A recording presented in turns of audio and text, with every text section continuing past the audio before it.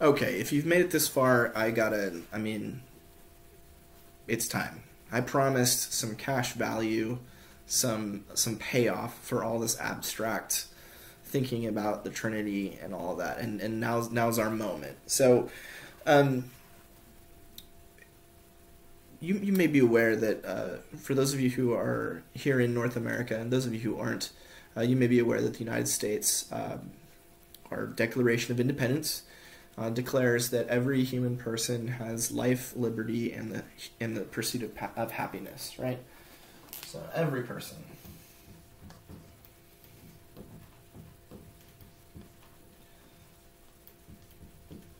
Life, liberty,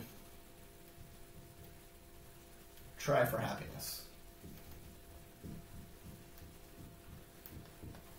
And this is the foundation for, this sort of thinking is the foundation for the United States Constitution, the Bill of Rights, and then the various amendments that have come ever since then. One of the things you notice is that in sort of the way that the United States was founded there was an assumption that the basic unit of value, okay, the basic unit of value is the individual. It's the singular person, right? Every person gets life, liberty, and the pursuit of happiness. But the basic building block of society is the person, the individual.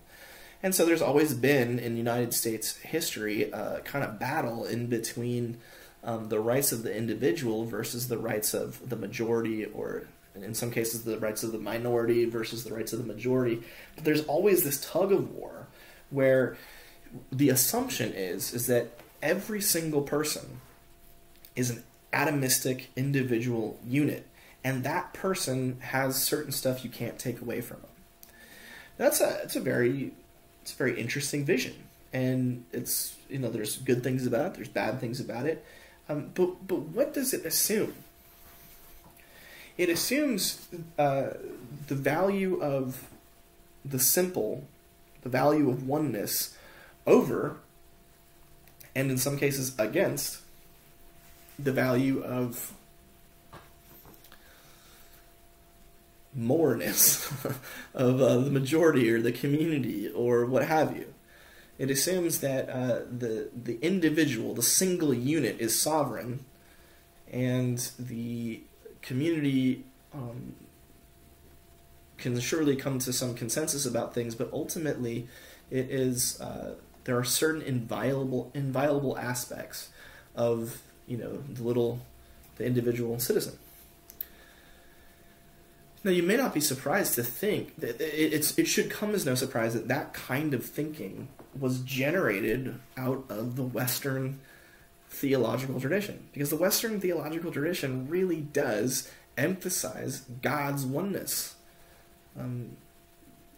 God is singular, simple, and whatever variety we have due to the scriptures, where we're kind of forced to deal with the Trinity because the Bible seems to imply that there's multiplicity within God, it gets explained away as much as possible in that tradition, in the Western tradition, for the most part.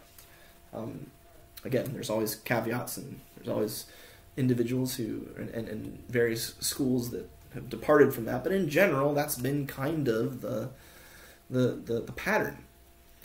And of course, if that's your kind of way of thinking about God, then it doesn't seem like much of a stretch to imagine that whatever beings are made in God's image are themselves going to be sovereign, individual, simple units.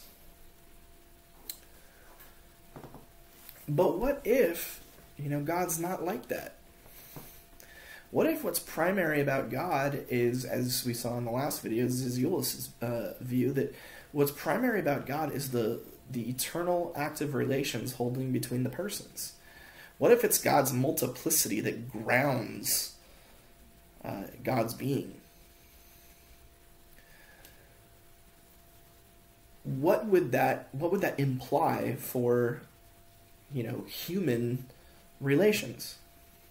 Well, I'll tell you, I think one really clear, very simple, very obvious implication would be that God's not, out and about electing little individuals. God's out electing a church, a community of people. Now, maybe, and we can talk about predestination later, and we will. So I don't want to get too involved in who God's choosing and who God isn't right now.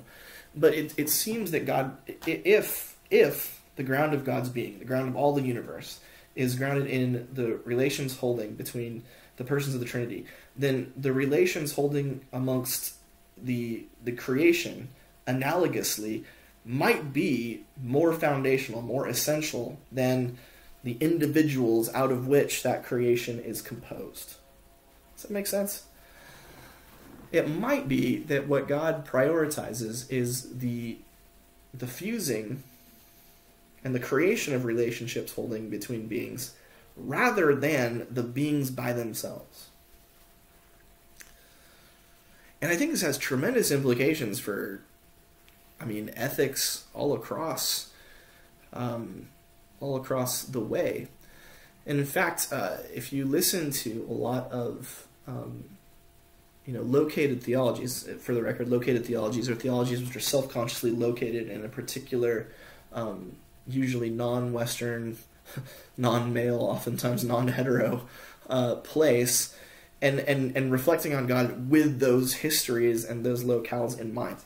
And it's fascinating how so very many of them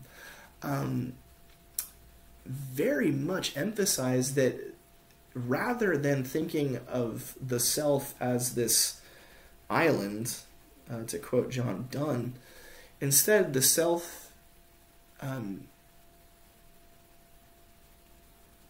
is composed of the relations of a family or a church or a community. That the self is in some ways subsumed to the relationships that in some ways create the person. Interestingly, from the neurosciences, we know that at a very early age, it's infants and young children, it's their relations to their primary caregivers that are the first places where a sense of self is developed neurally. So it's in distinction and recognition of the other that one generates the I. Not the other way around, right? It's not as though babies come into the world and they're like, I'm me, and then they start distinguishing everyone as not me.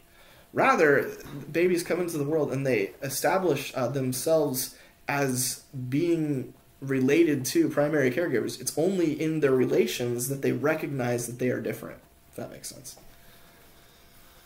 Which is a very, very upside down and inside out way of thinking for those of us who are at least have grown up in traditions that are strongly Western. And yet I think there's definitely something to that. I think whether or not you buy perichoretic social Trinitarianism or classical theism or whatever, Latin versus Eastern, whatever you do, I do think that the searching back to recover the threeness, the multiplicity, the variegation of God's life is important because it has implications for how we see ourselves. Whatever you think the divine image is or isn't, I think we can all agree that in some ways the character and nature of the God who creates is going to be infused in some way analogously to the creation.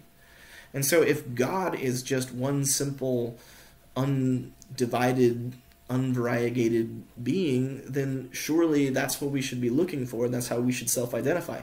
If, on the contrary, there is something substantive and perhaps even essential and primitive and primordial to God's being that is unitive and connective and relational, then that has some really strong implications for how we think about ourselves. Namely, that we should not find ourselves outside of a church.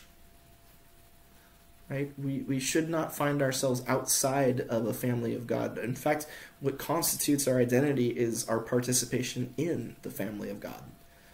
And that shapes and creates what we mean when we say I in some very foundational ways. I got one more, and then we'll be done.